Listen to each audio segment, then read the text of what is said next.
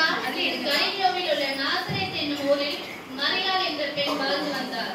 அவர் தாவீது வம்சத்தினரான யோசேப்பு என்பவருக்கு மன ஒப்பந்தம் செய்யப்பட்டிருந்தார். அவள் இருந்த வீட்டில் காபிரியேல் தூதர் தோன்றினார்.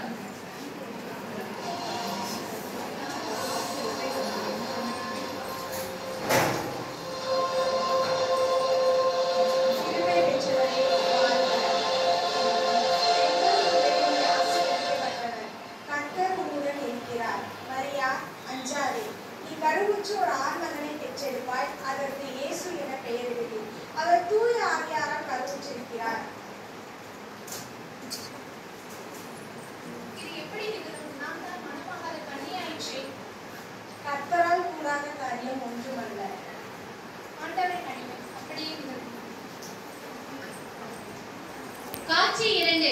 மரியாள் கருவுற்றிருப்பதை அறிந்த யோசேப்பு, மரியாள் நல்லவள், ஆனால் இதை அறிந்தால் இந்த சமூகம் என்ன சொல்லும், தவறாக பேசுமே என்று எண்ணி மரியாளை மறைமுகமாக விலக்கிவிட எண்ணினார். யோசேப்பு தூங்கும் போது காபிரியேல் வானதூதர் கனவில் தோன்றினார்.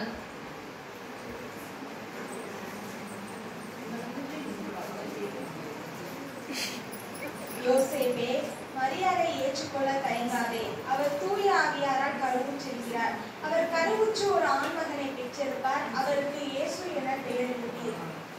அவர் மக்கள் பாவங்களில் இருந்து மீட்பார்.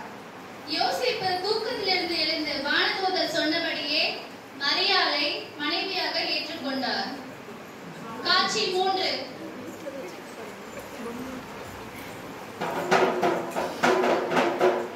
சகல ஜனங்களுக்கு தெரிவிக்கப்படுவது என்னவென்றால், உலகமெங்கும் குடிமதிப்பு எழுதப்பட வேண்டும் என்று அகஸ்தியர் சீசரால் கட்டளையிடப்பட்டுள்ளது. ஆகவே அவரவர் ஊர்களுக்கு சென்று குடிமதிப்பு எழுத வேண்டும் என்று கேட்டுக்கொள்கிறோம். யோசேப்பும் அவர் மனைவி மரியாவும் கலிலே நாட்டில் உள்ள நாசரேத் ஊரிலிருந்து யூதேயாவில் உள்ள பெத்லகேம் என்னும் தாவீதின் ஊருக்கு போனார்கள். நாம் எப்போது ஊருக்கு போறோம்? மரியா, கவலைப்படாதே.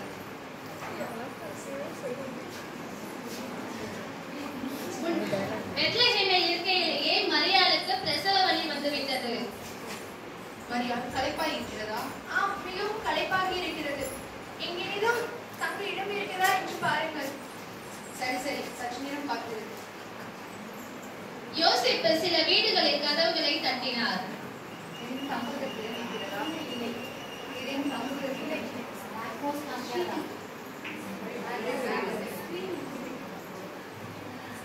ஏதேனும் சமூகத்தில் இருந்து பிரசவ வழியாக எதுவும் கொடுக்கிறார். மணியுங்கள், வீட்டில் வேண்டுமென்றால் மாட்டுத்தொழுவத்தை தண்ணி கொள்ளும்.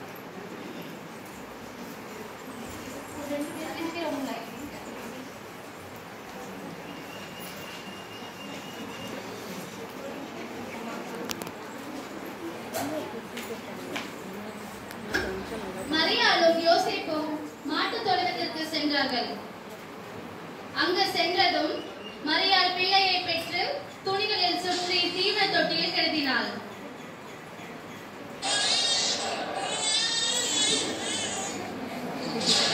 அப்போது இளையர்கள் வயல்வெளியில் தங்கி தங்கள் மந்தையை காத்துக் கொண்டிருந்தார்கள்.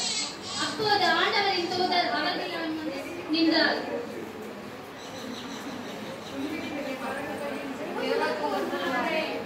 அஞ்சாதீர்கள். இன்று நான் உங்கள் அனைவருக்கும் மகிழ்ச்சி ஊட்டும் நற்செய்தி ஒன்றை சொல்கிறேன்.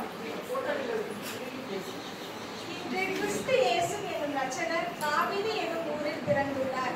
அவரை துணியால் சுற்றப்பட்டு மாட்டு தீவன தொட்டியில் வைத்திருப்பர். இதுவே உங்களுக்கு அடையாளம். தேவதூதன் சொன்னது போலவே நமக்கு மீட்பர் பிறந்துள்ளார். அவரை தொழுது வணங்குவோம். காட்சி 5. மேய்ப்பர்கள் பெத்லகேம் வந்து மரியாளையும் யோசேப்பையும் தீவன தொட்டியில் கிடத்தியிருந்த குழந்தையும் கண்டு பணிந்து வணங்கினார்கள். கீழ்திசை ஞானிகள் அதிசய விண்மீனை கண்டார்கள்.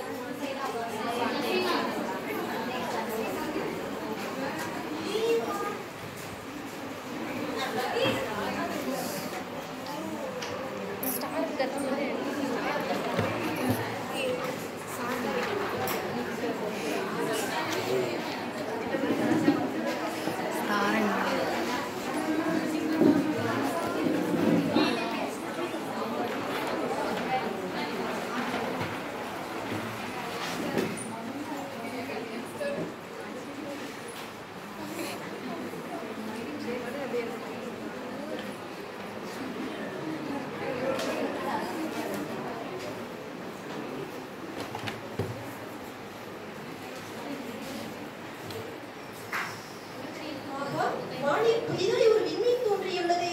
இது எதற்குரியதற்கான அறிகுறி? நமது புதிய அரசர் பிறந்துள்ளார். 3 ஞானிகளும் யூதேயா நாட்டில் உள்ள எருசலேம் வந்தார்கள்.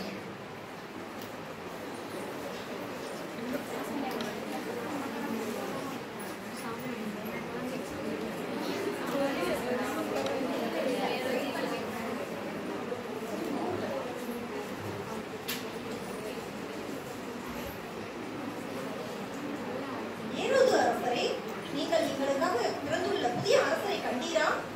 என்னது, நான் இருக்கும் பொழுது இன்னொரு அரசனா? அரசே, நாங்கள் வானில் புதிதாக ஒரு நட்சத்திரம் என கண்டோம்.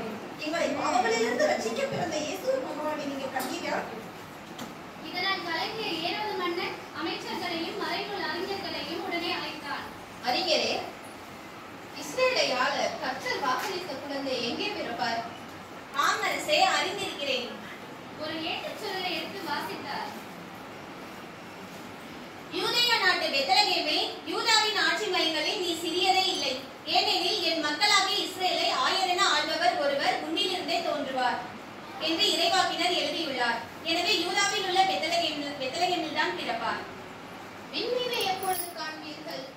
பெத்லகேம் சென்று அக்குழந்தையை கருத்தாய் தேடுங்கள். கண்டவுடன் என்னிடமும் தெரியப்படுத்துங்கள். நானும் சென்று வணங்க வேண்டும். நன்றி அரசே, அவரை காணத்தான் நாங்கள் பொன், பூபவர்க்கம், வெள்ளை போல முதலியவற்றை எடுத்துச் சென்றுள்ளோம். அவர்களை தரிசித்து வந்து உங்களை காண்கிறோம். நன்றி அரசே. அப்படியே ஆகட்டும். உடனே ஞானிகள் புறப்பட்டு போய் பெத்லகேமை அடைந்தார்கள். விண்மீன் ஒரு இடத்தில் மறைந்தது. அந்த